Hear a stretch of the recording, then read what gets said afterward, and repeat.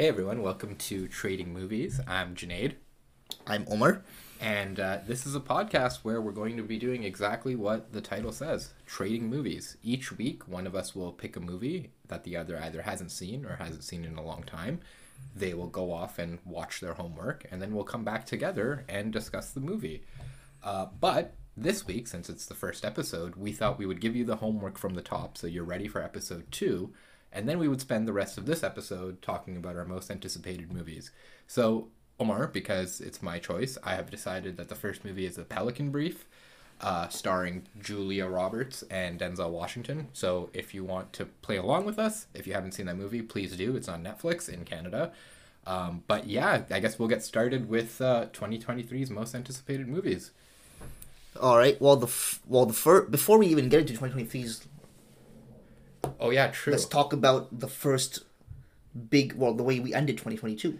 Yeah, I mean, 2 big movies, right? Huge movies, yeah. So, one really huge movie. So let's talk about James Cameron's masterpiece. I'm going to call it a masterpiece, even though not everyone seems to think so. The Way of Water. Yes. So we should give a little primer. Omar and I watched this movie together in IMAX. Yes. The way God intended. and by God, I mean James Cameron. It's a spectacle. That's all I can say. It's a visual masterpiece. No matter what anyone says about their thoughts on the movie, I don't think anyone can argue that it's not a visual masterpiece. It's a visual masterpiece. Yeah, you don't go to the James Cameron movie for character building. Yeah, I mean, I thought this movie had that to an extent. Yeah. I thought this movie had some of that. I thought this movie had a better story than the first one. I thought this movie was more you connect more to emotionally in a way, but definitely it's all about the visual masterpiece. I mean, okay, so the second hour when they learn the way of water, yes, is insane to me. I don't think I've ever seen anything like that on screen, like that visually immersive. Yeah. And I think we've had 3D movies for 10 years now. That's probably the most 15 years probably. Yeah. That's the most immersive 3D I've had. It felt like it wasn't forced. Yeah. It felt like it was genuinely part of the screenplay almost. And I can't get over James Cameron and his relationship with water. He just knows how to do it. There's no one better than him at that. Yeah, the thing with Avatar the thing with 3D in general is that 3D has kind of died. They stopped doing it, man. Yeah, it's kind of died for apart unless you're going to a Marvel movie or something, and even most people I think tend to just watch those. Yeah, because there was a point there where $40 million movies would have 3D. Yeah, it'd be one scene in a bar where pretzels fly in the face, and that's the 3D. only thing. Yeah, exactly, it's so stupid. It's ridiculous. Do that, yeah. But I think movies have turned away from it now. Yeah, and realized that it's kind of gimmicky. But Avatar is the only one that you need 3D. I mean, he needs to create whole technologies to film these movies. Yeah, and how many more has he guaranteed? I think he shot the third one already. The third and parts of the fourth. He said the third one is shot, and I think half or so at least of the fourth.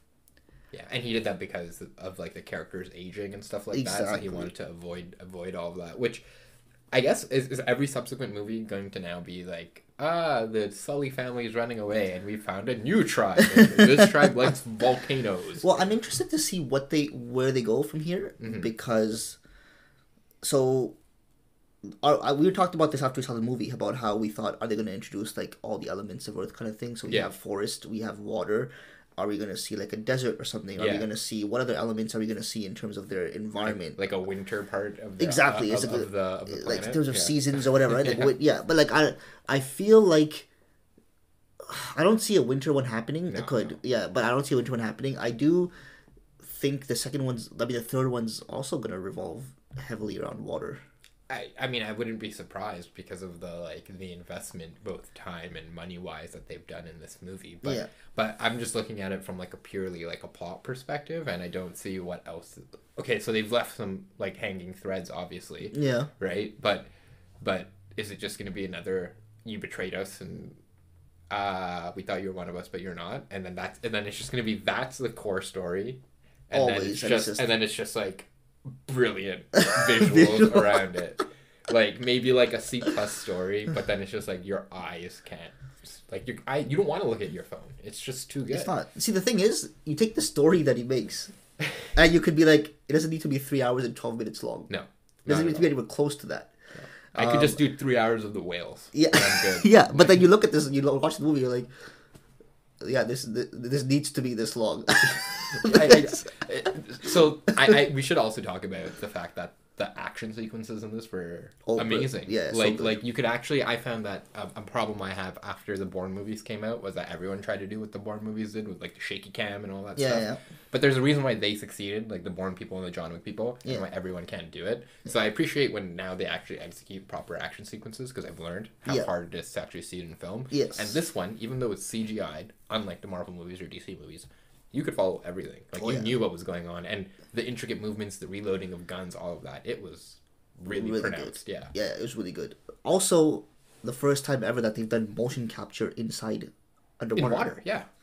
So it apparently took a year and a half to get the technology ready. But that's what I mean, right? James Cameron's like, I'm going to push the boundaries by literally creating your technology. Yeah, it's like exactly. That's what my movie needs. Which, whatever you say about the movie, you need people like that to push the art form forward. And that's what's... And which he does. You don't have to like the story to understand that this pushes cinema forward. Yeah. And you don't have to agree that it's like, it looks nice. He's doing stuff that other people just don't do. Yeah. And whatever you say, right, you got to give it credit for that. Exactly. And I mean, I guess we should say, like, whoever's paying for all this, congrats, I guess. Like, you gave a dude a blank check and he took like 10 years. He just, put my head down. I mean, see, the thing with, we're heading into 2023, where it's like a year before box office has seen like a drop. COVID has like come and like everyone's talking about, oh, what's the future of films? What's the future of movie theaters? And then he comes with Avatar. Yeah. And like, you can't watch this movie at home. No, and you know what's insane is I was looking at the box office numbers, and so it went down the second week because it was a holiday week, but the numbers are up the third week, which like does not happen with releases. He said a billion mark has been crossed in 3 weeks. Yeah, it's amazing. Yeah, so it's I mean, let's see what it does in terms of its making its $2 million or whatever it was, $2 billion goal or whatever they had in mind. In order for it to, like, I guess, break even. Which I mean, I think Cameron had said from the beginning that it's not about opening weekends or opening weeks. It's about the long. Yeah. So, but does that billion include China? Is that worldwide? Because they opened in China, which movies haven't been doing. So yeah, true. That's significant, actually. Yeah. Actually, you'll probably get a few. Because you can always get, like, movies of that scale, you get an extra like $500 million from China. I feel like even India would be pretty big with this one in terms of the budget. Apparently, I was reading it's expensive to buy tickets in India though. Yeah, like the IMAX screens and stuff because there's not as many. It's more posh. Yes, and it's just harder to find, and people obviously. IMAX has been, I guess, kind of a newer thing in India. Yeah. It's just there's not as many screens. There's not as many screens to service the population. Yeah. That normally go watch a movie like this. Exactly. So, yeah. But I appreciated when you said like 2022 kind of signaled like where's the box office going, whatever, because on the flip side there was another movie release, and instead of a theatrical release it was a streaming movie, and like what we were talking about, another bag of money was thrown at this guy after a successful movie, Rian Johnson, and the successful movie being Knives Out, a theatrical release. They threw like $400 million at him and his writing partner, I believe was his spouse, and they came out with Glass Onion, a Knives Out story, mystery. Yeah. I prefer a Benoit Blanc story. I think that would be better. Exactly. But, what did you think? I thought it was great. So, I thought it was written really well. Yeah. I thought it kept you hooked, just like Knives Out did. It kept you hooked. It kept you guessing on what it could be. The scene, by the way, when they're first, when Miles or Miller? Miles, yes. When Miles is... Edward Norton's billionaire character, Miles, when he's introducing the game at the table for the first time, and Benoit Blanc just solves the entire thing. Oh, brilliant. Just amazing how he does that in, 30 seconds? But they give him a monologue, right? Yeah, they give him a monologue. Oh, it was so good. It was amazing. So, I mean, great moments in this. I would say the ending didn't satisfy me. Yeah. Mm-hmm. To the point where I would have liked it to. Yeah. I think... Fair. Yeah, I wasn't a huge fan of the whole and spoiler alert everyone, but I wasn't a huge fan of the whole let's smash everything. Yeah, blow it all up and to pieces. Blow it all up to pieces. And then everyone changes their... And everyone changes their story. Yeah, I mean, sure, it works, but I don't know, it wasn't the payoff I was hoping for. So that's the one criticism I'll have of this movie. Yeah, I enjoyed this movie. So I should say I watched it with my mother-in-law and my wife. My mother-in-law had never seen Knives Out initially, so she went into this blind. Okay. And so she enjoyed it a lot. Yeah. She enjoyed the movie. I thought that as someone who likes Agatha Christie novels, which is like what these are based on, like a group of people in a specific setting, and then something happens, a murder, and we have to find out what happens, right? And there just always happens to be, in Agatha Christie novels, it's Hercule Poirot, but in this, it's Benoit Blanc. There always happens to be a detective, someone, right? Yeah. So in that sense, I thought it was interesting because it wasn't a traditional mystery. Like, there was a mystery, and there was a halfway through, you learn what's actually going on. Right? Yeah. And to anyone who's like, oh man, a twin, like that's such poor writing. Like, this is basic mystery. Like, yes. And every mystery novel, they always used to, like, if there's a series of murder mystery novels, at least one of them has a secret twin. Like, it's just the thing that they do, right? Yeah. So I appreciated that, and I like that the movie was very current in the sense that we haven't really seen very many COVID movies. And it was interesting, like, how that was a little bit of a COVID movie, right? Even though they showed them taking off all of the masks. Which, by the way, did you know who that guy was? Who, when they take their mask, he gives them the spray? I'm not... It was Ethan Hawke. Yes! Yes, it was. Yes, now I remember. Yeah. So, yes, it was. Small, like, movie thing. He was filming Moon Knight in, I think, Hungary or something. That's why he has his long hair. Yeah. And he flew in for a day to Greece, filmed that scene, and then flew back. No way! Yeah. That's... Just like casual Ethan Hawke just dropping in. But yeah, I think I enjoyed the mystery in general, and I'm looking forward to the third one. I'm a sucker for murder mysteries. I'm a sucker for mysteries in general. So yeah, murder mysteries are great. I love murder mysteries. Just do it. It's just fun to it keeps. I like how they keep you hooked and guessing. I feel like they can also be done relatively like low budget. Yes. Right. Like, I mean, one location generally. That's what I mean. Yeah. And like I feel like Netflix is in this thing where they're like, oh, we're going to turn a murder mystery into like 12 episodes or 8 episodes. But it's like, you can make an hour and 45-minute like economical movie for cheap. And it'll, like, that's what Glass Onion, or it's not Glass Onion, that's what Knives Out was, right? Yeah. It wasn't like a $300 million blockbuster. Yeah. But yeah, make more murder mysteries, man. Yeah, they don't. Yeah, I feel like they don't make enough of them. Movies go in vogue. They go in phases. Yeah, I feel like cowboy movies are gonna make a comeback. True. Yeah, like the 50s and 60s or whatever. Yeah. But actually, since we talked about a criticism of Glass Onion, we didn't talk about. There's one criticism of Avatar that I had. Oh yeah, what's that? And it's not the story could have been more complex or whatever. People have an issue with Spider. I think so. People hate him. Yeah. People don't like Spider. People do not like the hissing. Yeah. He wasn't my issue, although I can see why people might have found him annoying. He wasn't my issue. My issue was, why was there so little of whatchamacallit, Zoe Saldana in the film. That was literally part of my review I wrote on Letterboxd. I was like, how are you gonna have like a brilliant actress like this who's great at mocap, like a good actor, right? Yes. Comes in a lot of movies in various roles. Yeah. And you're just gonna like put her on the bench? My assumption is she must have filmed more, but they cut a lot of it out. I don't know, but I mean, like, we see, for example, all of them learning the way of they water. They all connect with mammals, water mammals, and she's just like pieced out. Yeah. There wasn't a scene of her learning the way of water, or. But what's the director's cut of this movie? 5 hours long, like. Yeah, but I mean, they could have. I don't know. I feel like they could have. I mean, they completely benched her. She had no role. Yeah. That's what I felt. Sigourney Weaver's 14-year-old Jesus baby had more of a role than she did. Like at the end of the movie, when she just comes to like fight everyone for a little bit, that's all she had essentially. And at the beginning, and I mean that she's a sick fighter. Oh, so that was cool. That was really cool. Yeah, so she's great at doing her stunts and stuff. The whole like I like how the main villain, his problem isn't with Sully, it's with her. Like I like that, and I like how she just comes in like bang bang bang with like a bow and arrow and then dips. Yeah. But I agree. I feel like you have such a great actress. I'm sure she's getting paid $1.50. Why don't you use her? Yeah, I feel like she could have been used more. I understand that in this one they wanted to shift the focus more on the kids and more specifically on Loak. Yeah. Who, by the way, was Loak. Just what top 10 worst decision making in all movies. Just why, bro? Yeah, he was every time, and I felt so bad for his poor brother who ended up dying because of him, essentially. Straight up.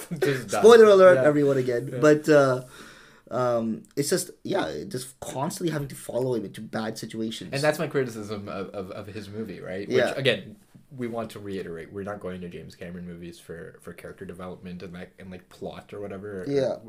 We know what we're going for, which is a visual masterpiece, but if your writing is based on a character just repeatedly making stupid decisions, it's not good writing. Yeah. Right? It's like a murder mystery or a spy movie where there's a spy who's like amazing. Yeah. But then they just keep making dumb mistakes. And you're like, okay, but how are you 007? Yeah. If, like, you don't remember to take the USB, you know? Like, it's just dumb like that. But yeah, that was my main criticism is for... I mean, we should have seen more of her in this movie. I just think James Cameron needs, like, one other writer. Just get an editor, you know? Get I mean, someone... he has a writing team, doesn't he? I don't know if he does, man. Or does he just do it himself? Really? I'm pretty sure he does it himself. Oh, okay. Let me see. Let me see if we can look up how, like, who the writers are. Because, like, I mean... Okay, so there's some people on the screenplay who I guess have helped them, but man, maybe get some. But they'll people... be more in terms of screenplay. Yeah, like you know, like this is your mark and you move that way, not necessarily like the story. I feel like you need some millennials, some Gen Zs on the script, you know, make it a little more like peppy. I don't even know what notes I could give him at this point, but the story is very formulaic. He goes for very simple stories, straightforward. Yeah. I don't know if hero's arc just what's classic. he gonna do for the third one in terms of story. It just seems like that guy's still alive and it's gonna keep going that way. I mean, okay, but the most important question is what biome is it? Like, it's okay, we've done jungle, we've done water, where does it go next? I mean, it starts in water, that's for sure. They're staying in the Metcaina, that village there. That's their home now essentially, so it starts there, that's for sure. But someone's gonna dip. Where does it go from there? They have to sell toys, man. Yeah, but I'm hoping we don't see another. Oh, there he comes again. That captain, whatever his name is again. Yeah. There he comes again. His third try to kill Jake. No, that'd be really boring. I mean, like, I don't think we need to see that again. I would love to see Spider get radicalized. I think we're gonna see something like that. Yeah, like I think he's set up for that. He's like, oh, these guys are really bad, and he's like, I know their ways, and I come back. Yeah, kind of like, and then make it like through his eyes, and make it like a Rambo movie. Yeah, the thing is, Cameron didn't leave that cliffhanger. No. In this one, he didn't show us that, like, oh, you know, Spider's decided to stay with his dad. Nope. Or he comes back to Jake and the family. Like, he comes back. So he didn't leave any kind of cliffhanger where, like, this is where it's gonna go. Yeah. So we have our speculations, but I mean, I think we know it's gonna go into a very simple place again. We're like thinking of like espionage and stuff. It's just gonna be like, you hurt me, I kill you. When does it come out? I don't think there's a release. It's a 2024 release, right? Wow. Okay, 2024.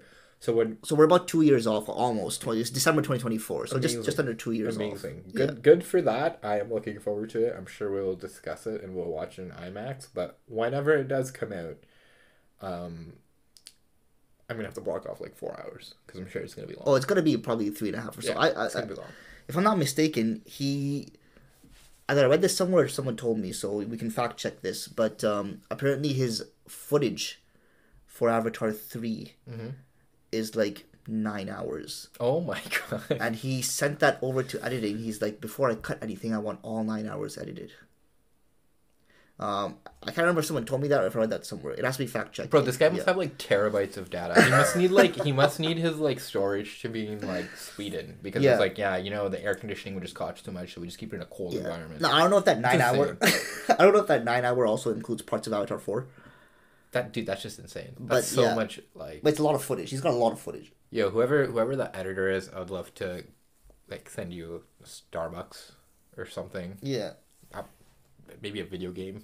Because clearly you're just gonna be seeing blue. Yeah. That's all you're just gonna be seeing Pandora your whole life for the next, like, few years. I wonder if they introduce any more species, so to say. Yeah, so I guess that's one question I did have is, like, how much of this planet have they actually explored? Because before the humans came in, I mean, it just seems like they stayed in the forest. They don't have the technology and stuff. Yeah, but it just seems like there's Na'vi around the world. But do the forest Na'vi or the rainforest or whatever jungle Na'vi know? Like, yes, they know there's a water Na'vi, but do they know, like, there's a fire Na'vi or some other like? Yeah, I don't know. Like, see, the part that was interesting was that they came, you know, when they started raiding the water villages, water islands to try to find Jake and the family, and they get to the one island and there's this man on the island. They show a picture of Jake to him, and he's like, "We're sea people. These people are from the forest. Yeah. So they're not here. They don't belong here, or we don't know them." Yeah. So they clearly knew by the look. They're aware that hey, these are forest people. Yeah, but I'm thinking, like, could it be like 1800s or no 1600s, like what we consider modern day British, knew like what we considered modern day French existed, but they didn't know that like North America was there. Yeah, you know what I mean. Like, I feel like it could be potentially. Could that be a thing? Like it's like a whole other ass continent, and it's just like a completely different species. Well, are they going to take this battle away from humans now? It's James Cameron, man. He can do whatever he wants. Like, how much is the human aspect still going to play a role? Like, Spider's staying in the film. Yeah. Spider's staying in the universe. Yeah. I guess the humans are still going to try to settle. Yeah, because their whole thing is like Earth is collapsing, so the humans have to go somewhere. So that's going to be a storyline still, probably. So there's going to be some human aspect to it too. Actually, that's an interesting loophole, by the way. They're like, remember that whole like when it becomes a boat movie for like half an hour there, and they're like hunting the whales. Yes. And it's like, oh, we need this whale liquid because it grants us immortality. But don't they have the technology to turn into Na'vi? So, I'm just wondering, like, if you want immortality, I guess it's not the real you; it's like a copy of you. It's a copy of you. But if you're gonna come to Pandora, you can't breathe, right? So why not just become a Na'vi and just ball out with your Na'vi homies? I guess it depends on what that.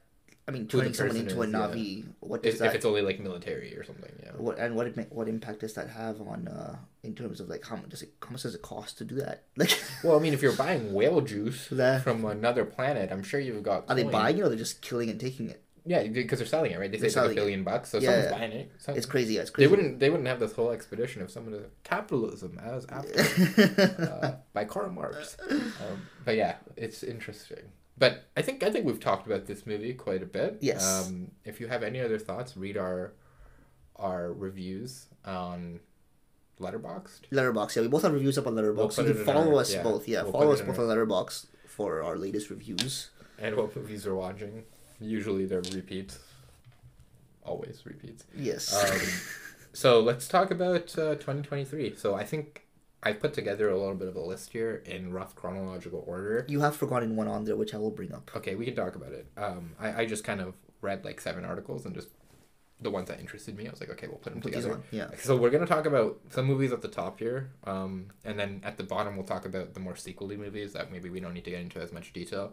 But our intention with this podcast is to talk about current movies at the top before we discuss the movies that we've given each other as homework at the bottom. So maybe we'll start with the movie that is coming out the soonest in terms of like big movies, Knock on the Cabin by M. Night Shyamalan. Have you seen the trailer? I actually haven't seen the trailer of this movie. Okay, so it's a horror movie. It's like a thriller horror movie. Back in his element, I see. It is, but here's the thing. He did not write it. It's like based on a novel, and the novel has an ending.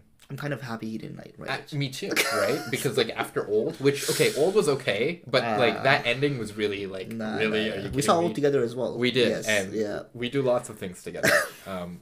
Usually centered around watching media. But Old was not. It wasn't. I mean, leading up, it was. There's a lot intriguing. He creates fanfare, right? Which for people who like movies and who want to see like box office numbers go back up.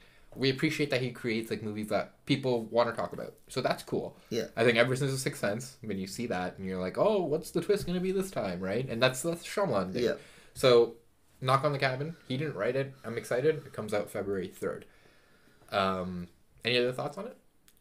No, I mean, I always go in thinking, okay, what's going to be the twist? Am I going to like the twist? If it's an M. Night Shyamalan movie. Oh, well, actually, there is a twist for you. Yeah? Rupert Grint is in it. A.k.a. Ronald Weasley from the Harry Potter series. I'm not surprised, actually. Wasn't M. Night Shyamalan part of that show, Apple TV show? Kind of spooky, creepy. I think he was. And Rupert Grint was in that, Rupert Grint was in that show. I played the brother. The name is escaping me right now, but... I know what you're talking about. Yeah, I believe M. Night Shyamalan was part of that series. Yeah. In some way. And the other big actor is big actor now, Dave Bautista, who is in what we just talked about. He's in like everything right now. Well, remember him in Blade Runner when he has that scene? I don't remember. I don't remember the tiny glasses. You don't remember that? I don't remember him in Blade Runner. Man, Danny Villeneuve, you gotta watch that. We will talk about him after. Yeah. But yeah, so that's Knock on the Cabin, February 3rd. I always recommend watching movies in the winter because where we live it's dark and cold, and why not watch movies? Yeah. Go out in the summer, not in the winter. Next movie, Barbie. Directed by Greta Gerwig, with Noah Baumbach writing. They're a husband-wife combo. Margot Robbie, Ryan Gosling, Issa Rae, Simu Liu. And there's a bunch of other very good-looking actresses and actors who are, I guess, going to be playing different versions of Barbie and Ken. Yeah. Comes out July 21st. Thoughts? I mean, they have a really short teaser out for this movie right now. I'm intrigued. Yeah, I'm glad they didn't use Barbie intrigued Girl. by it. Yeah, I'm intrigued. I was like, everyone's like, oh, every person, oh, they should have used it. I'm like, why? It's the most obvious thing. Wait for the drop in the movie. I'm sure it'll be worth it. Yeah. So they what's the release date on this one again? It's a summer. Yeah, it's July 21st. Okay. Yeah. So it's competing with. Just FYI, yeah, we're gonna be busy that day. Double header. We should do it. We should actually do that. But that's competing. Yeah. Anyway, so. They might move it, right? Yeah, they might move it a couple weeks before or after. Yeah. But so we like who take Oppenheimer's got to take IMAX. Yeah, so that's what we should say. Oppenheimer also comes out on July 21st, which is the Chris Nolan film. About the atomic bomb, and that again has like a huge cast. I'm not going to even mention everyone, but like Cillian Murphy, Robert Downey Jr., Matt Damon, Emily Blunt, Florence Pugh. There's like 12 other people. Yeah, it's probably classic Nolan movie where it's like the guy puts on a tie, shakes a hand, and dies, and it's like, oh my god, amazing role. But that movie, we were talking about it before the podcast. Nolan always pushes the boundaries, and kind of similar. His movies are appointment viewing. When he comes out with a movie, you want to go watch it in the theaters. But I think what we're most looking forward to is what practical effect he's going to do. So I think we went through a list, right, of the practical effects that he's done in his movies, like the flipping the truck, the plane in the other Batman movie. Yeah. That one's crazy. We haven't. I mean, the practical effects just in Dunkirk. Yeah, we didn't even discuss that before. Yeah. The insane practical effects in that movie. Interstellar, building the entire jet, so to speak, ship. Inception's all in one moving hallway with Jordan Levitt inside of it, moving back and forth. I mean, his emphasis on practicality over CGI. Well, sometimes it's financial sense, right? Like Tenet, where they said the plane, it's cheaper to run a plane into a building than it is to CGI it. So he's like, screw it, I'll just buy a plane. Yeah, I mean, exploded to 747. I mean, I feel like even if it was cheaper the other way, he might have still gone with the plane, the real practical, just because he likes it better. Yeah, he cares about it. So for him, I mean, the technicalities of filmmaking are very important to him. I'm sure they are to most directors anyway. But the thing with his movie though is that he's come. Like, there's two aspects you can always expect from a Christopher Nolan movie, right? With Oppenheimer, we know it's like a biographical in a sense, but he's gonna tell it his way.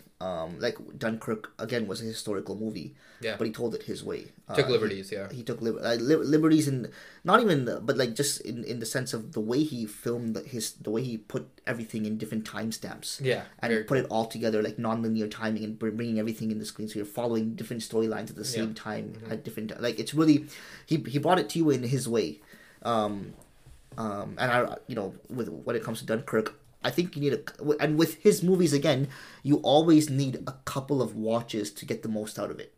Yeah. And because that's something he even emphasizes. Actually, Quentin Tarantino, when he was ranking his top films of that year, the Dunkirk came out 2017. Quentin Tarantino was in an interview. He was asked his top 10 films of the year or something, or his top 10 films of all time, whatever the list was he was coming with. He said, I saw Dunkirk the first time and I thought, okay, this is good.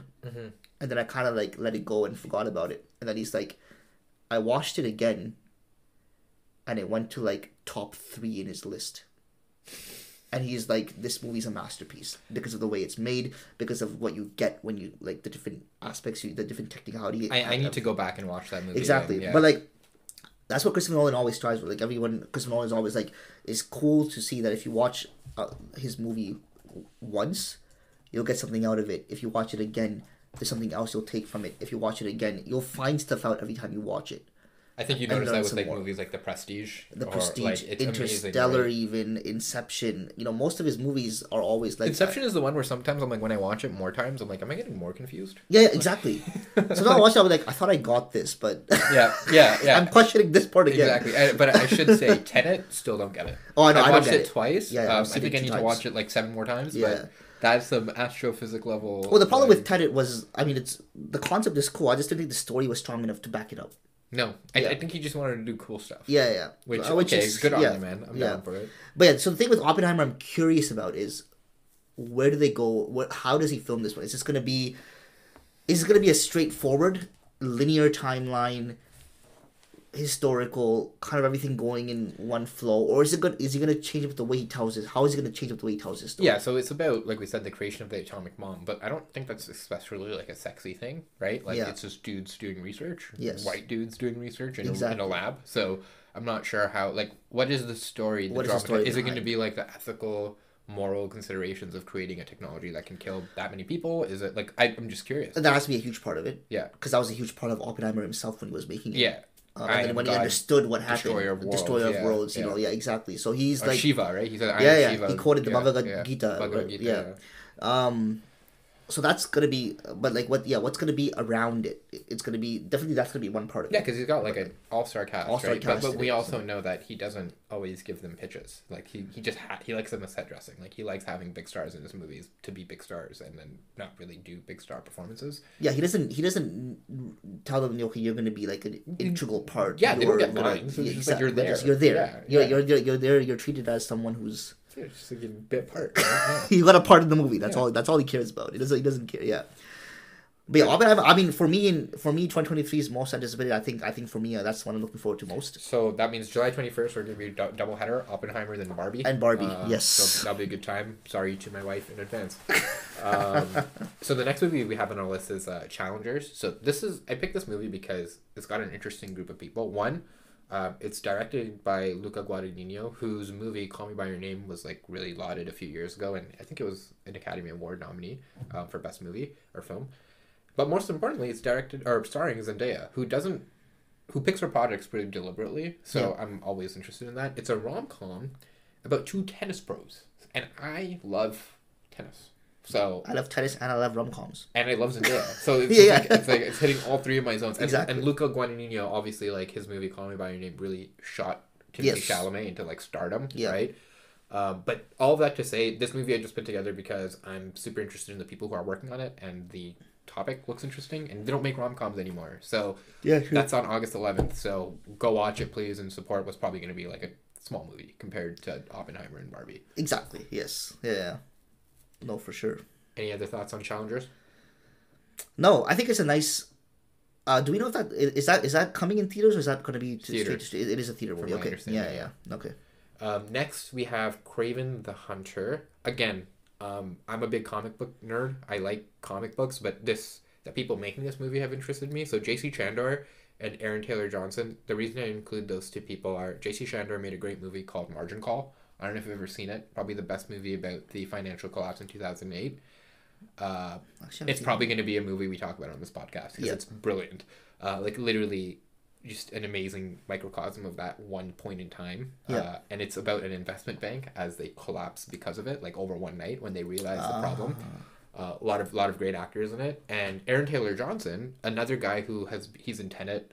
He comes in a lot of movies as an action star, but most importantly, this week news came out that he's probably going to be the next James Bond. No way, really? It seems to be a rumor that most people that I would say are good sources in Hollywood seem to think so. And he plays, I think, Tangerine in Bullet Train. You know how there's yes. I can't remember which one he is, but yeah, he's been an actor for a long time. He came in Kick-Ass in 2006. He also plays the Maximoff twin, the one who runs fast in Age of Ultron. So he's been an actor for a long time. He's only 32, so he's a younger kind of Bond, which is what they're going for. Yeah. But that's why I wanted to just flag this, because I love this director, I love this actor, and this character is essentially that he's a hunter, and he hunts Spider-Man because Spider-Man is like the most craziest thing that you can hunt, right? It's like the most dangerous animal. So he's like, I want to hunt it. And in the comics, he typically does that through like New York City. So just imagine like a hunter with like fur on hunting Spider-Man through like Central Park. Anyways, all that to say, we don't know what the hell the movie's about. We don't know what the take is going to be on Kraven the Hunter, but it comes out October the 6th. All right, yeah. It'll be interesting to see. I'm just curious. Yeah. Next, we have The Hunger Games, The Ballad of Songbirds and Snakes. So I haven't included this on the sequel because it's a prequel. I read this book. Interesting. Not my cup of tea, but whatever. It has Peter Dinklage in it. Yeah. And, who doesn't like Tyrion Lannister? Exactly. And he doesn't get enough roles, I find. He doesn't, actually. Or maybe he just chooses bad movies. He does choose. He was in that terrible. Pixels? Was he in Pixels? Tell me he wasn't in Pixels. Was he in Pixels? Every movie, I always look forward to him, and I'm like, this is poor. Like after Game of Thrones, I saw him like trailer here and there. You'll see him in something, and I'm like, oh, it's him. But the movie is just not something I want to watch. And I'll say something. I appreciate when he's in a role and they don't need to make the fact that he's like smaller than other actors a part of the character. It's just like, okay, he's a character. Yes. You don't need to make that a part. It doesn't need to be a part of his identity. It's my issue also with like, I find that British TV shows do this really well when they integrate like different races into shows. Yeah. Because they don't. It's like you're just a character. You're not a black spy or a black you're just whatever. You're just a character. Yeah. Right. And whereas in like American shows, it'll be like, woman dramatically puts hijab on. It's like, I'm Muslim. It's okay, like that's fair, Yeah, but they gotta emphasize. It doesn't need to be like a core tenet of everything you do. Exactly. Right? Yeah. So yeah, I like Peter Dinklage, and it mentions Rachel Ziegler's in it, who was pretty big. West Side Story, I think. I can't remember which movie, but yeah, she's a pretty big actress as well. Any other thoughts on it? Did you like Hunger Games? I enjoyed the first one. Yeah. The second and third, I mean, I've seen them. Maybe I should give them another watch because they're not. They didn't stand out to me. Do you remember when she was like the biggest actress, Jennifer Lawrence? Yes. In the world. Yeah. She's like from every movie. Jennifer 2012 Lawrence. to like 2016, 17. Yeah. She was. I think it was that movie Passengers that just tanked it. 2016 with Chris Pratt. Oh my god! It's like the promise that movie had. The creepiest. Like it's like, oh, I'm alone. I'm gonna wake up the hottest chick. Yeah. It's like so creepy, man. And then I can't get over that. Okay, so the next movie I wanted to discuss was Wonka with Timothée Chalamet. It's a Christmas movie. It comes out on December 15th. Also has Olivia Colman, who is an Academy Award winner. But the reason I wanted to bring this up was A, Timothée Chalamet, rising star, and B, we've been seeing clips like offset pictures of this for like 2.5 years now. Yeah. It's been in development for a long time, and I'm just curious, where does it go? Because that original movie, there's a special place in my heart for that. It was a great movie. The 80s one, yeah, right? Not the Johnny Depp one, which was like when we were in school that came 2005, out. Yeah, it was weird. Yeah. But I'm curious to see where they go, because I guess it's like a young Wonka. It's from what I understand, it's a young Wonka who first meets the Oompa Loompas and stuff. I don't know. I'm not the story. An origin story for the concept of it. I'm gonna be honest. This is the one I'll watch because Wonka is nostalgia. Yeah, and because you have young people in your life who probably want to watch it. Exactly, but the story isn't sticking out to me as something that's like. Yeah, I don't know. It's not sticking out to me as something that I'm all that excited about. Yeah, I'm putting it on here because it's supposed to be a box office draw, and I'm guessing people are gonna say, it's a Timothée Chalamet, and he's one of he's up there with like Florence Pugh and stuff that are really. So wait, Timothée Chalamet is playing Wonka. Yeah, young Wonka, but he's kind of up but there he's with like, those new stars, right? Who but really like, attract people. But young Wonka meaning how old are they showing Wonka? Well, the Wonka we see in the original movie, he's in like 50s or 60s. And original in the 2005 movie, he's supposed to be younger, isn't he? I guess he's Johnny in his Depp 40s? in his maybe it's like yeah. So this guy's in his 20s, right? Yeah. He's like 25, 26. Okay, so it's not like a childhood Wonka. No, it would be like a young man. Maybe he inherits a factory or something. So he first sees, I never read the first time he meets like the Oompa Loompas and gets to know them and discovers recipes and all that kind of stuff. I did read Roald Dahl, like the giant book and stuff. I don't James the Giant Peach. No. What is it? Big Friendly Giant? BFG? Yeah. Roald Dahl books, yeah. Anyways, we'll follow up on that. We'll follow, yeah. The last two I have in this section are two movies that are... So far, all the movies we've talked about are going to be theatrical releases. These last two movies are not theatrical releases. I don't think so. They're going to be ones that come out on streaming. The first is The Killer with David Fincher. He's directing with Michael Fassbender and Tilda Swinton. It's based on a graphic novel, and like I've written in the Google Doc, dude's an assassin. What more do you need? Yeah. This guy did Fight Club. This guy did Social Network. This guy's done like some of our favorite movies. It's about an assassin. Yeah. Just watch the movie. Be done with it. It's going to be great. Yeah. People are going to die. Awesome. The other movie is Napoleon with Ridley Scott directing and Joaquin Phoenix and Vanessa Kirby That's an Apple release, and I'm just interested in that because it's going to be Phoenix. it's going to be like a costume drama. Napoleon's a super interesting character who we in the West don't really make movies about. Yeah. Or I should say North America don't make movies about. Yeah. So that'll be interesting. Any thoughts about those? Nothing is specifically, to be honest. I mean, the David Fincher one's going to be exciting. I just like Fincher. Yeah. You had Killers of... That was the last one. I was looking for it on the thing. So Sarah, Killers of the Flower Moon. Again, we don't have a Moon. release date for that in April. It's a about Scorsese movie. Yeah, Scorsese with Robert De Niro and DiCaprio. Do you know what that's about? No, I know it's based on a book. So it's based on a book. It's about, I believe it's the Osage Nation or Osage Nation. I'm not sure how to pronounce that. It's an indigenous, oil-rich indigenous group of peoples, and it's about murders and acquisition of rights and all of that stuff that happened historically. It's like a lot of murders and stuff that happened to access their property, right? Yeah. So, hey, I'm in. Yep. I mean, if it's a Scorsese film and it's DiCaprio with him, I'm always in. Yeah, pretty much. Yeah. Scorsese, again, so we've talked about a few people who are, appointment viewing, right? Scorsese, up there. DiCaprio, because the projects he picks are usually huge, is up there. And then you have, Greta Gerwig, again, appointment viewing. Same thing with Chris Nolan. Boom, I'm there, always there. So this is David Fincher, another one. Yes. So this is appointment viewing. You kind of have to watch it because it's going to be good. And even if it's not your cup of tea, the artistry will be up there. Exactly. So the one film you forgot. Yeah, okay, yeah. Well, which one did I forget? Which is coming this month, actually. Original movie? What did I forget? And it's for all of us Bollywood lovers. Oh my god, there. Don't tell me I know what this is. It's Pathan, isn't it? God, we can't not talk about Shah Rukh Khan's comeback. Okay, so I wanted to propose this. We'll get it on camera. Or not on camera, on recording. Do you want to go watch it as a group? We need to. Okay, absolutely. So that's going to happen. Yes. Okay, interesting So, for that. So, this one's big just because anyone who's listening who's heard of Shah Rukh Khan in general. Bollywood movies. And who knows anything about Bollywood movies in general, because we're seeing a lot of, the West we're seeing a lot of North America, especially, videos up on YouTube, people reacting to Bollywood trailers, Bollywood songs, Bollywood movies. There's a lot of that going on. So there's a lot more awareness of the big Bollywood actors and the big movies coming up. So this one is huge. Why? Because it's two reasons why. Okay, I'm interested. One is Shah Rukh Khan's comeback after 4 years. Okay, so his last movie, I mean, he's had a run of some pretty disaster performances at the box office. 2016, 17, 18 were not kind to him. This is his comeback after 4 years, after Zero, which was 2018's complete disaster film.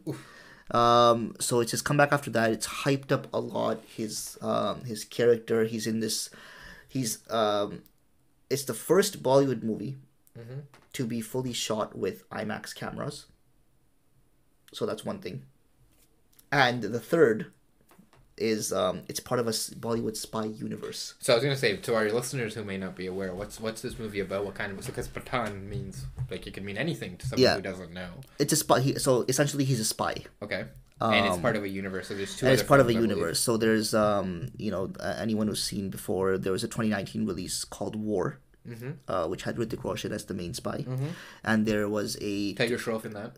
Tiger Shroff was in that as well. Yep. And then there was way back in 2012, and there's been two. But there's a movie called Ek Tha Tiger, which was Salman Khan movie, and that was also he's a spy in that. So apparently, it's this universe being created. Yeah, I saw that on the spy Wikipedia. Universe. Yeah, interesting. I'm definitely gonna have to watch those other movies so I don't miss any beats of who characters are. So I'll definitely do that.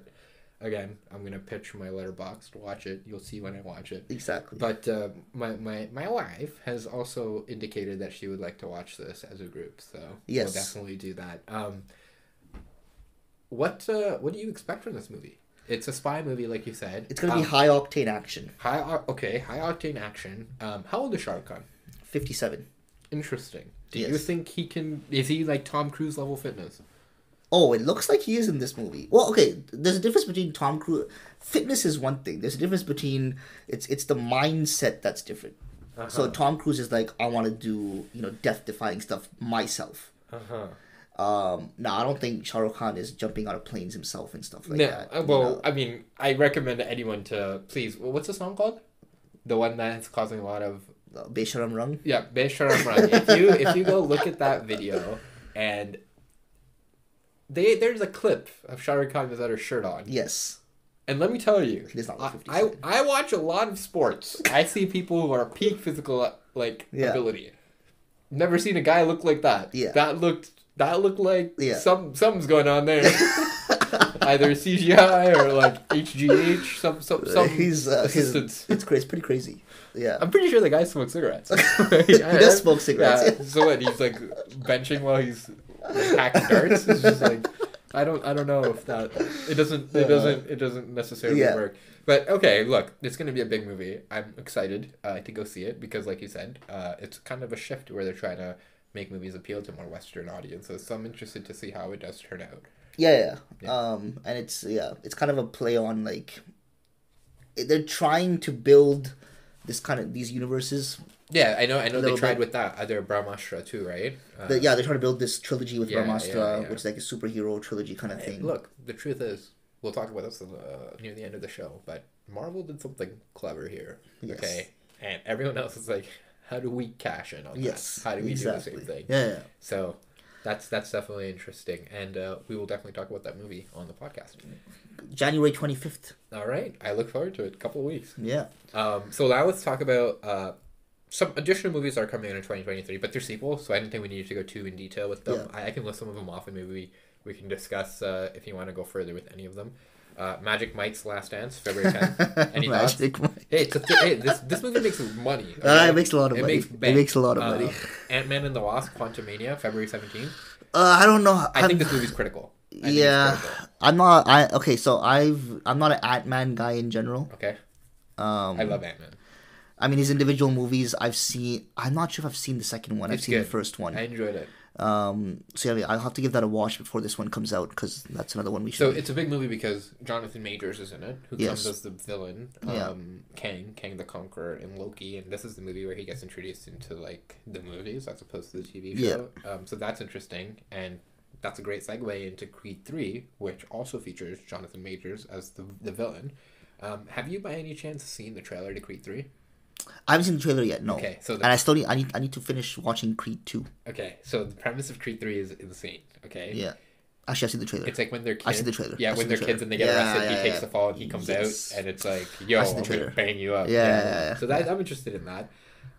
So Ant-Man comes out February 17th. Creed comes out March 3rd. So that's a big month for Jonathan Majors. We're gonna see him all over. Like he's gonna be doing those GQ like videos. Yeah, they're gonna be everywhere.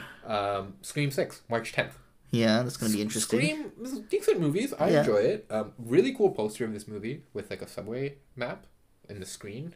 Oh, interesting. I haven't seen that. Okay, it's really cool. But yeah, it's again, it's gonna make money. Yeah, it's gonna. Because I think speaking of making money, John Wick 4. Yeah, March 24th. Again, over under how many people he kills in this? Oh man. I say definitely like 35 plus dead people. Just John. Just easy. Yeah. Easy. I mean, I'm excited for this. I'm a huge John Wick guy. Yeah, I'm just curious. Give me some good action. What world building are they going to do now? Like Continental, whatever. They're making the show for Continental as well, right? Yeah, they're making a show of it. Which actually we'll discuss about at the end here because I think it's supposed to be a streaming show. Right? Yes. So we'll see if that still exists in a couple of months. Guardians of the Galaxy Volume 3, that's May 5th. We'll see. We'll see how that is. I'm moving because we like Marvel, but we'll see. Fast 10, May 19th. This is about family. Yeah. Okay. So it's about mark it in your calendars. Take your whole family to watch this family. Probably they're gonna go to space. I don't know. Fast 9 was during COVID, right? I think so. Yeah. Yeah. I don't even know if I've watched that. I don't know if I've seen it either. But you're gonna shift my car into overdrive there. I mean, it got incredibly bad reviews. Yeah. Fast 9 did, so I may have skipped it. But dude, this is another movie that like they make like 300. Oh yeah, they're gonna make the. It's just insane. This is a super anticipated movie, Spider-Man Across the Spider-Verse. So the first one was amazing. Yeah. This one, it's gonna be a banger again, I'm sure, because they spent a lot of time working on it. And yeah. Did you know there's actually Spider-Man India in it? because there is a character in the comics, like a version of Spider-Man based in India. It's whatever. I'm looking forward to it. Wow. Okay. June 2nd. Yeah. But we know how high quality that first one was, and I would say that it changed animation. Since it came out, it's altered the way people look at it critically, artistically, and I think it's an art form that people I wish they gave it more credence, because like, yo, just go Google Miyazaki, man. Just go watch some Miyazaki, and you'll appreciate how good it is. Another sequel, obviously, we're talking about sequels. Indiana Jones and the Dial of Destiny. So I have a problem with this. How old is this guy? He's in his 60s, is he not? Is he in his 70s? Bro, I'm pretty sure he's 80, bro. I'm pretty sure he's 80. Like, I gotta look it up. Harrison Ford. Yeah. What is his age? Let's see. Alright, what are your guesses? 70s. He's gotta be in his 70s. 80. No way, he's 80. I told you he's 80. Like, okay, and I don't understand. Like, do you need money? Why are you putting your body through this? And I get it. I'm impressed that he's able to put his body through and this. Look, Phoebe Waller-Bridge is on this. I love Phoebe Waller-Bridge. Her show Fleabag, one of the best shows I've ever watched. But, dude, you're 80. Like, it's at a certain point, it's unrealistic that you're going through caves and killing Nazis. I don't think you need money anymore either. I don't think you do. And then speaking of someone who will be making movies till he's dead, it's July 14th, unmissable movie, Mission Impossible: Dead Reckoning. Yes. If you haven't seen the videos, just Google Mission Impossible Tom Cruise and you'll see him jumping out of a plane. I think that's potentially our biggest movie of the year in terms of its box office results. I feel like it. Honestly, it very well could be. I think it's between Mission Impossible, Oppenheimer. Yeah. And I think we might be surprised by Barbie. Well, I don't know if Barbie can make that much, but I was going to say some of the Marvel movies. If like one of them hits the way the previous ones have, like Black Panther and stuff, it would be surprised. But the issue is Marvel's in an uncharted territory right now. They're all third movies. The movies that are coming out, because we're going to talk about the Marvels next, but they're all the third movie. They're not like intro movies, so. That'll be interesting to see. But I think Mission Impossible, particularly, this guy is becoming a great marketer, man. Oh man, those videos I was so locked into those videos. Yeah, he's amazing, and we were talking about this before we recorded, but I think we both agree he's probably gonna kill himself for a movie at some point. I mean, before every Mission Impossible, there's always a big hype on what he's doing for this one. Yeah, this is the biggest one yet, I think, in terms of his stunts. I mean, because he's jumping off a bike in midair on this one, it's pretty crazy. I mean, I don't know what makes him do this stuff.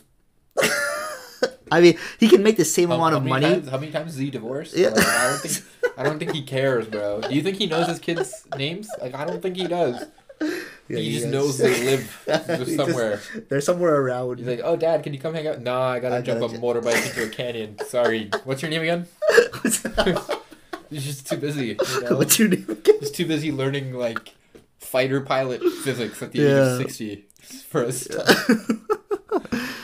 This guy, but I mean, that's one of them. I'm sure there's other stunts in there that are pretty crazy. That's another movie where it's like the plot really doesn't matter. It's like there's three massive set pieces and it's just based around that. There's always like always like a knock list or a rabbit. Yeah. They go, it's some MacGuffin you have to get. But nothing matters. Oh yeah, and also like nice, well done action. Well, and you know what I appreciate, Omar? I appreciate a movie that goes to nice places.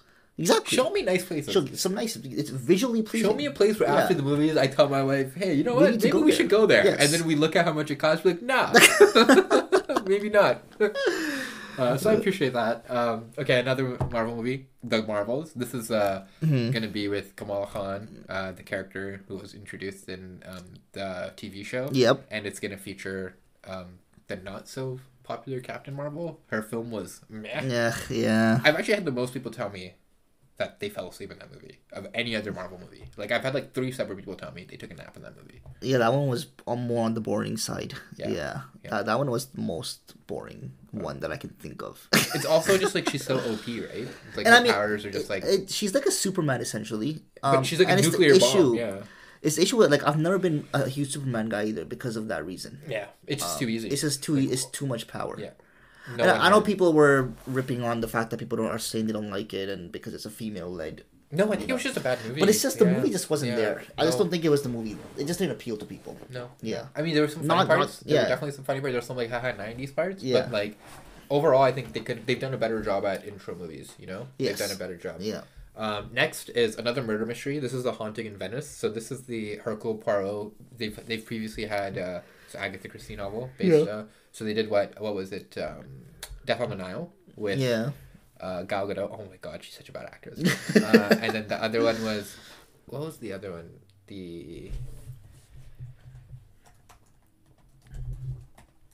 I can't remember the name right now. Murder on the Orient Express. That's what it was. Oh, that's the one that takes place on a train. Yes, that was the Johnny Depp one. I can never remember the name, but yeah. So interesting because it's similar in the vein. Well, Knives Out is really inspired by it, but it takes place in one spot, and various cast of characters, and there's always some kind of scheme. I find that Kenneth Branagh, who directs and acts in these movies as Hercule Poirot, makes the movie about him way too much, and it's a little weird. It's like he really thinks he's the man. But overall, I like a murder mystery, so I'm looking forward to it. Yeah. And then last but not least, Dune 2. Denis Villeneuve, Canada's own. Yes. Thoughts, opinions, narratives? Okay, so people who you've read the book, right? No, I haven't. You haven't read the book. No. I haven't read the book either. So the first movie for me, I understand it was more of a setup, getting you into the story and laying the groundwork in place for probably a bigger spectacle in the second movie. It just wasn't my cup of tea. But visually fantastic, visually amazing. Yes, visually Which means great. when it comes out, you're gonna go watch it in IMAX. Yes, exactly. It's still going to be something you go watch in IMAX. Yeah. Yeah, I think Dune as a film is the Denis Villeneuve one is absolutely amazing. I loved it. I really, really enjoyed it. I thought the world building was great. I thought the practical filmmaking was awesome. The costume design, really cool. I think we need to talk about Oscar Isaac and that brilliant beard that he grew. Because that's a handsome man with a beard. I'd like to see more of a role for Zendaya in this film. So the first one, so the funniest thing I saw in the first one was like her character is just in a perfume ad. Yeah, the whole is just like dancing, literally. like sensually, and that's her only role. And I was confused as to what's her name, Chani? I don't even remember, but it's so funny. Yeah, I mean, so the thing with Villeneuve is I know he's like a very respected director, and he's made some great ones. Like I've seen Blade Runner, 2049. Yeah, and I've seen Dune. Am I missing one? Have you seen Arrival? Right. I've seen Arrival. Yeah. So I thought that's probably one of my favorite movies. I thought for me, Arrival is my favorite one of his. Yeah. Blade Runner and Dune. To me, I found a little bit slow both ways. Did you watch Incendie, the French one? No, that one I still have to see. That one's hardcore.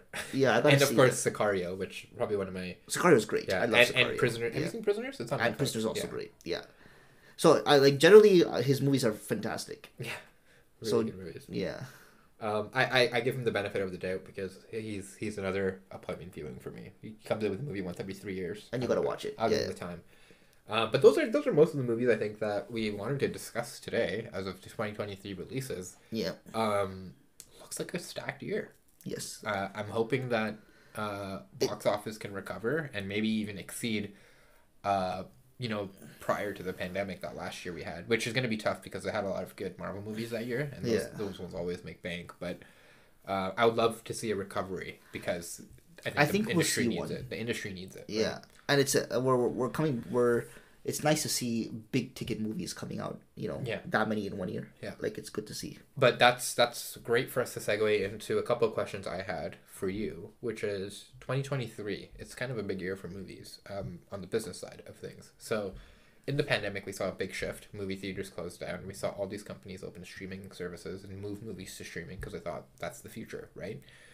Particularly companies like Netflix, super, super successful. Their stock prices ballooned.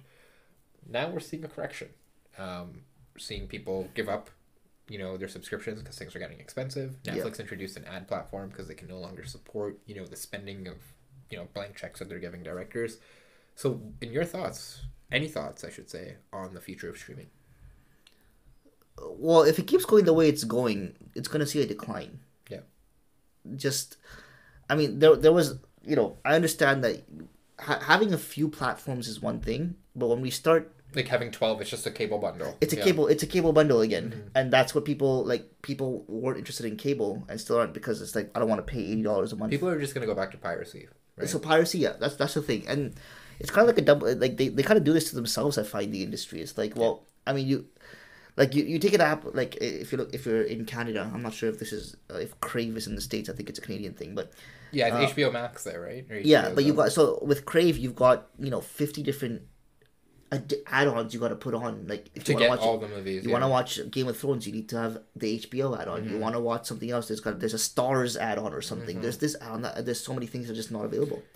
And like it's like I'm of a $19 Crave subscription, and you add on another $20 for HBO, another $20 for that. Plus you got Netflix for whatever they have. Plus you got Disney Plus, Amazon Prime. It's unsustainable. It's ridiculous. And at a certain point, it's like 99 cents adds up, right? And now it's just going to be you're spending $200 on streaming services. Versus... If you have about four, if you have like 4 of these services, you're around $100 a month. Yeah, which is like I know our generation has cut the cord when it comes to cable, but you're essentially replacing it, right? Particularly if you're like us and you need one of the sports as well, like whether it's League Pass sports, or whatever. Yeah. So exactly. So you pay for sports on the side. It's all getting piecemeal as opposed to the combo, and I guess what they're selling us is you can watch it whenever you want. You don't have to be at the whims of their scheduling. But at a certain point, you reach critical mass where it's like this is not worth it anymore. See, in one way, like streaming is always going to be a thing. Yeah. YouTube's not going away. YouTube's not going away, and just like people have always watched at home, and wanted to watch at home. I think movies just become more like the Denis Villeneuves, the Nolans, the Mission Impossibles, the Tom Cruise, where it's like the big movies, the ones that you want to watch in a crowd, where people laugh and ooh ah, and like you want to see on a big IMAX screen. Yeah. I think that's ultimately so that's why you see a movie like Avatar, and you're like, okay, that's kind of like showing you that hey, look, theaters are not going anywhere. Like, and you have huge movies coming on this year that's gonna prove that to you. But you mentioned earlier that they don't make rom-coms anymore. Well, rom-coms are only streamers, man. Because they're cheap, right? Yeah, they're cheap. Yeah, and that's unfortunately the way. That's the way it's going right now. Like films have always shifted in trends. Yeah, but right now it's the big ticket stuff that's going to make it to the theaters. Yeah, we'd love to see more of those midstream movies, like $30-40 million movies, come to theaters. Yeah. I think right now, the audience. Yeah, right now I think it's like your niche audiences. Because the thing with those specific movies too is they come out and within like 2 weeks they're gone, and within a couple of months itself they're on platforms. Yeah. Like for example, the window is really small now. For example, last month I went to the theaters to watch The Menu, and now it's on Disney Plus. Already. Yeah, so the theatrical window has gotten so much smaller. Exactly. Where they're like, we want to recoup our investment in like 4 weeks, whereas before you get like 6 months or whatever. Yeah, right? and that movie is a prime example of like, I don't think it worked in theaters. Yeah. Yeah, because the concept of it and stuff, people aren't going to the theaters for that. Yeah. It's not appointment viewing. It's not appointment viewing. Yeah. And people talk about COVID that changed that. And yes, COVID had a huge part of that, but Marvel did too. Yeah. Absolutely. No, for sure. Yeah. Like Marvel's big ticket IMAX, and I guess 5-6 movies a year, whatever they would come out with before Endgame and Infinity War. Yeah. Like, I mean, that's why people would go to theaters for those movies. Those were the ones that were making all the money. So that's the next question. Where does Marvel stand? Because the next movies that we're counting for the 3 of them, we discussed them on this pod, but they're all the third movie in those individual sub-franchises of Ant-Man, Guardians, and actually it's only the second movie for Captain Marvel. Yeah. So where does it go from here? Because again, you've lost all the big guns, right? Who kind of made phase 1, phase 2, phase 3. Yeah. They need to establish these new stars, and they have invested a lot of money in building these studios out and having a plan of 10-15 movies from now going forward. If these don't hit, what happens? Where does it stand? I feel like there's like 2 crowds to Marvel now. Yeah. There's like the crowd which is our age, or older, who we were young, we were kids back when Iron Man first came out, 2008, and then we watched all the way through the first Captain America's, the first Thor, first all through elementary, high school, all that stuff, and then in university, Avengers starts coming out. So we're part of that. And then we watched Avengers Endgame, and like that's where we stand right now. I think it was like, okay, we saw Endgame, and yeah, since then Spider-Man No Way Home, great movie. I think it's hard to judge. It's hard to judge the phases until you fully finish them. Exactly. Like phase 2, people talked a lot of shit about. At the time, but if you look at it now, it's built up a lot of people appreciate the kind of seeds that it planted to then make phase 3 what it was. And I think when you look at it from our perspective as consumers, passive consumers of this media, we don't know what the story is. I don't think Marvel knows what the story is half the time either, the way they film these movies. But we have to trust, I guess, Feige and hope Kevin Feige knows what he's doing. And but that's what, like, okay, for people like us, yeah, phase 1, phase 2, phase 3, it was all leading to one thing: Avengers Endgame. Yeah, and we watched from the beginning and we saw its conclusion. Yeah. And now we don't know what we don't know what our equivalent of Endgame is for this current. And we don't know what our equivalent is. We don't even know who the bad guy is. We don't know who the bad guy is. We haven't seen the movies or even the heroes at this point that excite us enough to want to. Yeah, like there are definitely some flash in the pans. Like I like Shang-Chi. He's a fun character. Yeah. But if there's no one who, let's put it this way: there's no kids. There's no kids out there who are like, who's this character? I want to be him for Halloween. Yes. Like there was for Iron Man and Captain America and Thor. What's helped them is that they introduced Spider-Man a bit later on. Yeah. So Spider-Man's still here. Yeah, I'm looking forward to seeing what happens because I've been reading comics since I was like 8 years old. I love comics. Yeah. The fact that this happened through my adolescence and my like 20s is insane to me that I got to see these movies. So I'm looking forward to whatever comes out, and I'm hoping that they can land it. Honestly, if you ask me, I think people want to see something different right now. Yeah. I think Marvel's taken over cinema in general for a long time now, and I think people want to see something different. But if you ask me, this is the time for DC to kind of do something. And that's where James Gunn comes in, right? Yeah. Because he wants to start fresh. Yeah. So what are they gonna do? They can't be like Blue Beetle. Yeah. It's like you need, and let's be real. Superman, like we talked about, kind of a boring character when it comes to like making a movie around him, and they don't want to do origin stories anymore. Yeah. And I guess, is Robert Pattinson still Batman? Who knows at this point? Like, is he going to be part of some new universe? I don't know. Yeah, was that movie even supposed to be part of a universe, or was it standalone? It was separate, right? Yeah. It was separate. But, so does that mean there's going to be 2 Batmans at once? Because you need to have Batman in a DC. Oh, you can't have it without. Or DC universe. Yeah. Yeah. So, like, I mean, there's no better time for DC to make their imprint. I mean, right now, like, yeah, Marvel's still coming out with the movies, but Marvel's not at that same level they were before Endgame.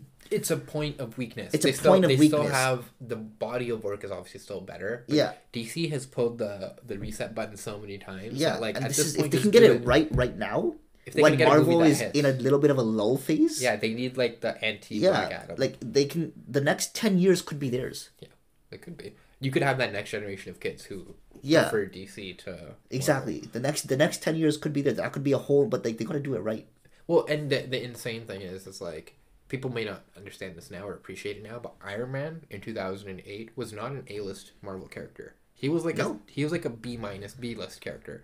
He was... The Avengers, they weren't the biggest team in Marvel. It was the X-Men. Yeah. But they identified some things in these characters that people would connect to, and they were able to kind of flip the script on that, right? And I think DC, for whatever reason, they focus on the big 3, which I understand why, but you need to find some of those gem characters who are underserved, kind of like Guardians of the Galaxy, for example. Exactly. And you need to change those into you need to create more of an interest in a Flash. You need to create more of that actor. Well, I mean, they are in a lot of serious legal trouble, and I don't even know, like, are they gonna go on the are they gonna go on the whole media tour this year? Who knows? I don't know. We didn't even talk about that movie. It comes out this year, but true, I don't know what's gonna happen. Yeah. Okay, so last bit before we head out, prediction. Box office, I think, is gonna be more than last year, sorry. But is it gonna supersede the year prior to that, or the last year before the pandemic? I should say. Is it gonna be comparable? Is it gonna supersede it? Because last year before the pandemic, we had a pretty big year. Before when it was Endgame. Yeah, that was that year. So do you think this year is going to be a bigger... 2019 had Endgame, Once Upon a Time in Hollywood. There's a lot of big movies. Yeah, and I'm sure that I'm forgetting other big ones, but... Wasn't Star Wars Born that year too? Or is that 2018. 2018? Yeah, Star Wars was born 2018. That was a big movie as well. So what do you think? Is it going to be similar to 2019? Or is it going to be more comparable to, like, Oh, shall I put it this way? Our movie is going to rebound to like that 2015 to 18 period where, you know, it wasn't like crazy strong, but it was relatively strong because of the Marvel movies. Do you think it bounces back? I think it bounces back. I think so too. Yeah. I really do. I think it bounces back. Looking at it, talking about it for the last, hour, it's a good slate. I'm excited. It's a good slate, but also if these movies, first of all, movies like Oppenheimer, Mission Impossible, they're gonna have big weekends. They're gonna have big for opening weekends and opening week or two, right? If the reviews hold up as well, you're gonna see more coming. Yeah. So if the quality is there in these films, I say we see a comeback. Yeah, and hopefully it leads to those people getting more blank checks to make more awesome movies. Yeah. But I think honestly, it's a critical year for films.